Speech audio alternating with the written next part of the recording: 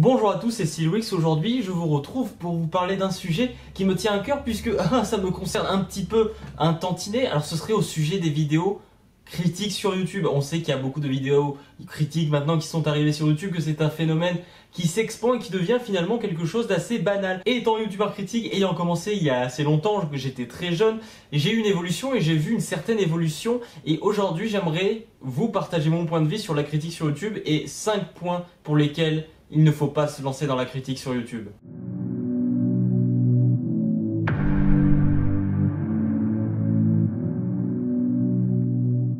Premier point, il y a déjà trop de critiques, que ce soit pour les films, pour les séries, pour les livres, pour les analyses de vidéos, pour la société, pour de l'humour cynique politisé.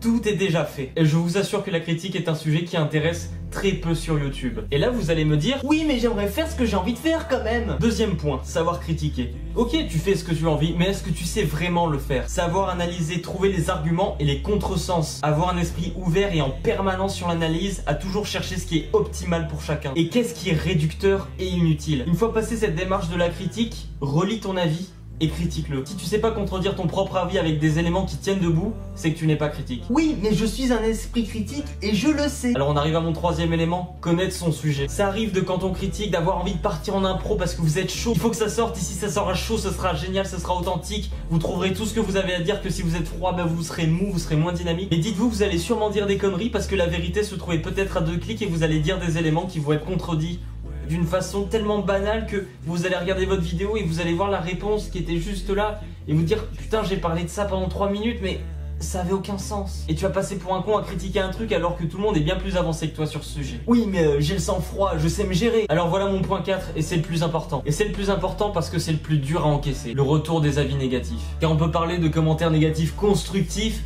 c'est quelque chose qui n'arrive quasi jamais. Déjà, on va commencer par te critiquer parce que tu critiques. Tu le sens le contresens? On va te dire que t'es jaloux parce que t'as moins d'abonnés. Mais si tu critiques quelqu'un qui en a moins que toi, on va dire que c'est du lynchage. Donc finalement, tu seras toujours bloqué. Il faudra aussi que tu fasses face à des avis qui sont illogiques et en essayant de t'expliquer par A plus B, vous arriverez jamais à vous comprendre. La critique, c'est du dialogue de sourds. Tu devras subir les commentaires de ce genre de personnes qui disent ouais mais non, mais ceux qui critiquent c'est que des jaloux, fais ta vie, t'inquiète. Eh bien si tu penses ça, t'es con. La critique, c'est un avis aiguisé sur un point de vue pour faire part de ton avis, pour essayer d'améliorer les choses. Si on te critique, c'est qu'il y a quelque chose à redire et faut que tu sois apte à tanker ça. Le pire dans les avis négatifs, c'est que c'est des gens qui vont t'attaquer sur un point que tu as abordé dans la vidéo. Tu sais, par exemple, tu vas dire je vais exagérer mes propos mais c'est pour que vous compreniez mieux.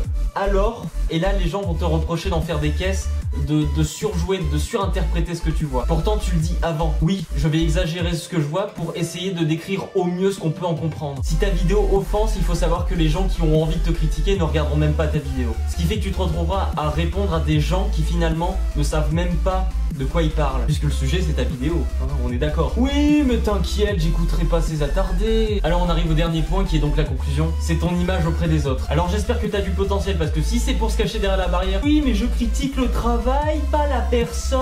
Sache que le travail d'une personne c'est en quelque sorte le reflet de sa mentalité. Si t'as envie de le critiquer, c'est qu'au fond t'as pas envie de l'apprécier. Et c'est ce qui va souvent te conduire à faire du lynchage gratuit, à finalement partir sur de l'humour, à faire des vannes qui sont méchantes mais la personne au fond tu la connais pas, c'est pas ton pote. Tu vannes pas les gens que tu connais pas. Et tu vas être entraîné dans un tourbillon de clash et de punchline comme si t'étais un rappeur pour au final te rendre compte que ah mince, je fais plus de critique, je suis juste méchant. Si tu es du genre à critiquer violemment, c'est pas qu'au fond t'as envie de faire de l'humour, c'est que t'aimes ça, être violent. Alors regarde-toi de l'extérieur, et si tu ne te connaissais pas, est-ce que tu t'aimerais bien ou tu trouverais juste que t'es un petit con qui est excité parce qu'il sait parler dans un micro? YouTube c'est internet, et internet c'est une porte vers un monde ouvert, là où tout le monde se trouve. Si tu veux rencontrer des gens, c'est pas en étant un vieux con aigri qui reste dans son coin, parce que ta communauté sera juste un groupement de vieux cons aigris qui aiment rester dans leur coin. Si tu veux critiquer, fais le bien, et prouve aux autres autant qu'à toi-même que t'as de la réserve et de la sagesse. Mais si c'est juste pour avoir du second degré et à aucun moment on peut te parler sérieusement, tu peux partir. Des vieux trolls on en a assez et des communautés chiantes, internet en regorge. Alors te trompe pas parce que peut-être que t'auras une communauté qui te soutiendra, mais de l'autre côté t'auras une armée qui t'accablera. Je vous remercie